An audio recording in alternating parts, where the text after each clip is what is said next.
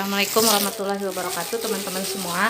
Jadi hari ini kami akan memperlihatkan ya cara bagaimana menangani treatment dari bibit kefir yang baru saja datang ya. Jadi kalau misalnya teman-teman beli bibit kefir dan bagaimana penanganan pertama dari bibit ini, nah caranya adalah seperti ini. Jadi sebenarnya pengiriman dari supplier kefir itu ada yang dalam bentuk kering seperti ini ya, tengah kering, karena dia diberikan susu bubuk. Susu bubuk ini fungsinya adalah sebagai sumber makanan bagi bibit kefir ini selama dalam perjalanan ya. Ada juga yang mengirimkannya dalam bentuk cair, jadi susu cair. Kalau ini susu bubuk yang diberikan ya, karena makanan dari bibit kefir itu kan adalah susu gitu. Jadi supaya dia tidak mati selama dalam perjalanan harus diberi susu bubuk ya. Jadi fungsinya seperti itu. Nah, yang harus kita kerjakan pertama, jadi ini bahan perlengkapan yang harus teman-teman sediain ya. Ini wadah yang ada ukuran mililiternya ya. Ini kebetulan kita punyanya yang sampai 1000 mili. Kemudian susu segar. Susu segar ini bisa susu segar murni yang dari peternakan ya, tapi karena kita jauh dari peternakan akhirnya kita beli susu yang ada dijual di supermarket aja. Tapi yang penting di sini yang harus dilihat adalah ingredientnya dari susu ini. Jadi dia betul-betul ada komposisinya itu memang hanya 100% fresh milk atau susu sapi segar ya. Teman-teman bisa lihat nanti di sininya. Nah, tuh. Nah, ini benar-benar adalah susu segar. Jadi kita pakai ini aja ya. Nah, kemudian kita butuh air aqua di sini. Kita butuh air aqua. Sebenarnya harus air steril ya. Cuman karena kita nggak punya, kita pakai aqua aja bisa untuk nanti memisahkan bubuk susu di bibit kefir ini. Nah, kemudian saringan dan wadah ya. Nah, ini kita tuang dulu, ini pengaduk. Kita tuang dulu aquanya. Secukupnya aja, sekira bibitnya itu nanti bisa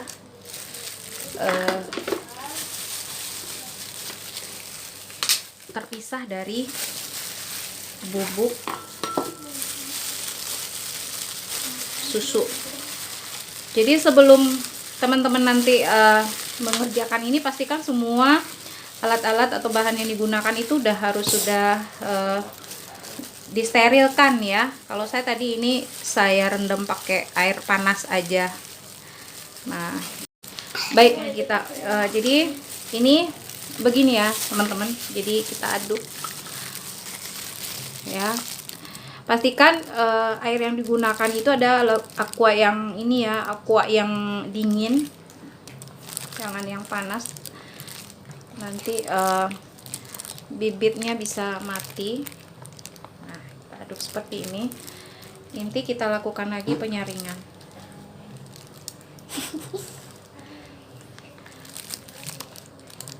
Nah, nanti ini akan memisah seperti ini.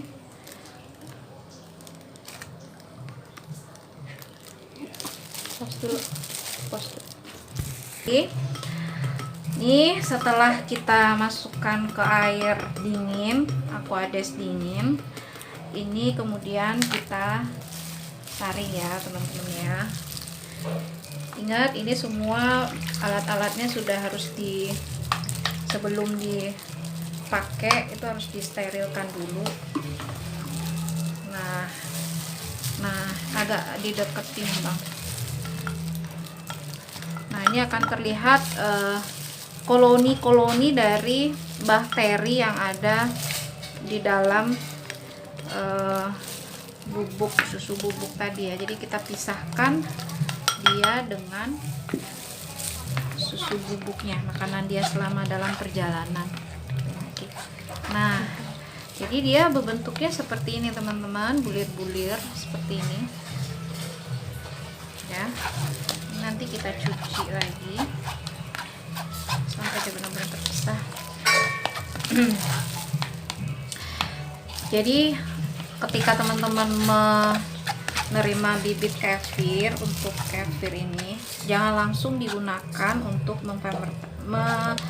memfermentasi susunya ya. Kita harus lakukan pre-treatment dulu ya, yaitu dengan cara pemisahan, kemudian kita lakukan pengaktifan kembali sehingga nanti bibit-bibitnya ini akan seger lagi gitu. Dia akan, ini namanya permajaan ya, ini namanya peremajaan bibit, peremajaan substrat ya, peremajaan koloni-koloninya. Ibaratnya tadi selama perjalanan kan mereka lelah sama kayak kita ya. Kalau misalnya dalam perjalanan kan kita tidur, capek gitu kan. Nah, ibaratnya seperti itu ya.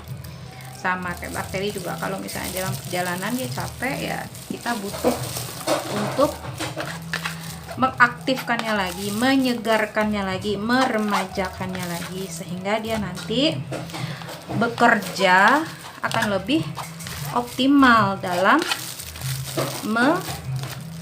fermentasi susu, sehingga nanti hasilnya akan bagus. Seperti itu ya. Kita cuci ya.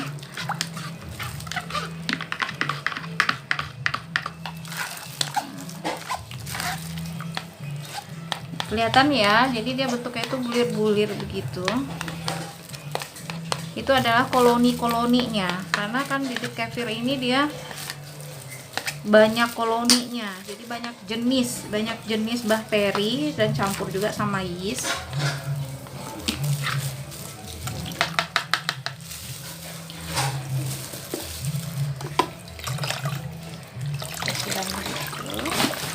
Kita bilas lagi ya.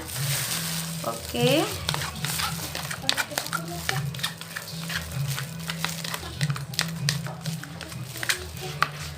Nah,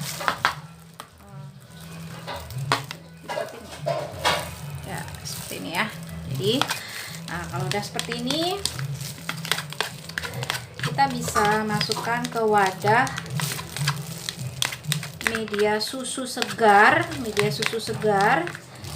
yang baru ya, untuk kembali meremajakan mereka ini, mengaktifkan mereka. Wadahnya nanti ini ya, cara masukinnya kita masukin.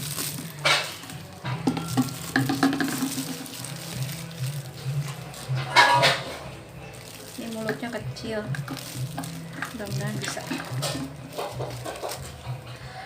Ini berat bibit yang datang ini 50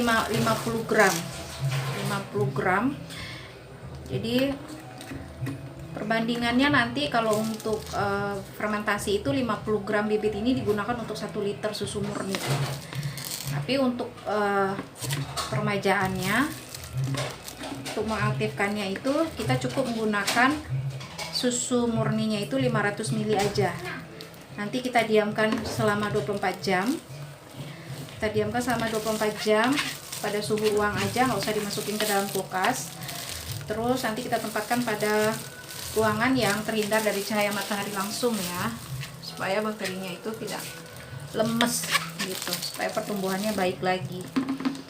Nah, jadi permajaan ini kita lakukan 3 kali periode ya, 3 kali fase. Jadi 3 kali 24 jam. Jadi setelah 24 jam kita ganti susunya 500 ml lagi. Kemudian hari ke-3 kita ganti lagi. Gitu. Ini sampai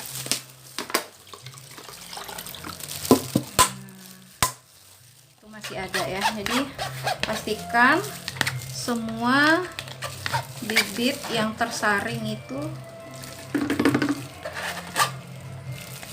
terbawa semua ya, dan masuk semua ke dalam botol wadah fermentasi atau wadah permajaannya. Oke, nah ini adalah susu bubuk tadi teman-teman, dia sudah memisah ya.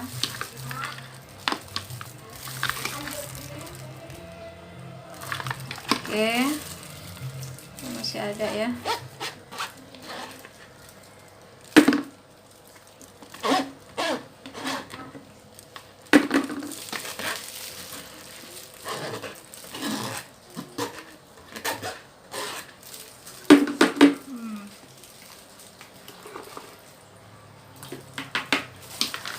Oke, kita masukin susu segarnya 500 ml ya. Susu segarnya kita pakai ini, silahkan cari di supermarket, yang penting isinya adalah susu murni. Kita masukin 500 ml. Mana 500 nya? 400, 500 tuh ya. Bismillah. Oh,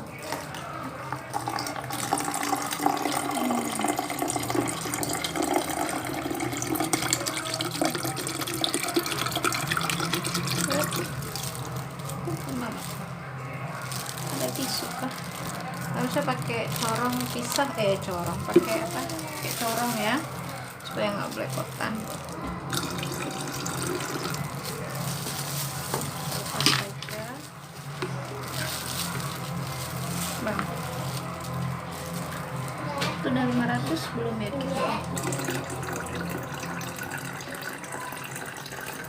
Udah. Oh, oke, udah 500. Kita aduk perlahan.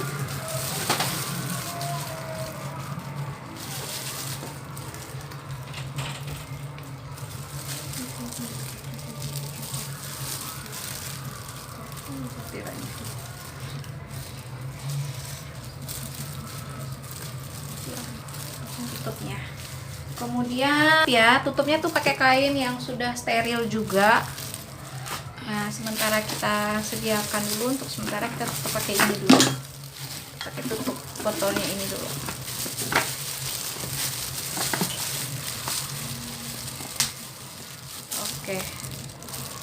Oke, nah jadi begini ya teman-teman, ini nanti sambil kita aduk. Nah, udah kita simpan di ruangan yang terhindar dari sinar matahari langsung ya. Begitu ya. Selamat praktek. Assalamualaikum. Terima kasih.